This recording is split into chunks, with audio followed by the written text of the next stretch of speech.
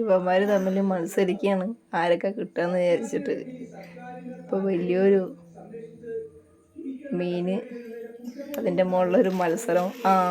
അടിച്ചുകൊണ്ട് പോയി അവനാണ് കേമൻ.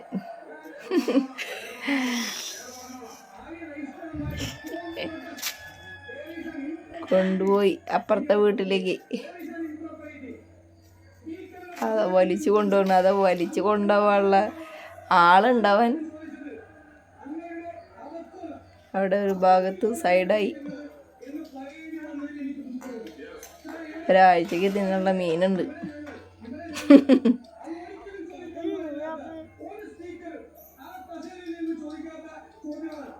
എന്താ അവസ്ഥ?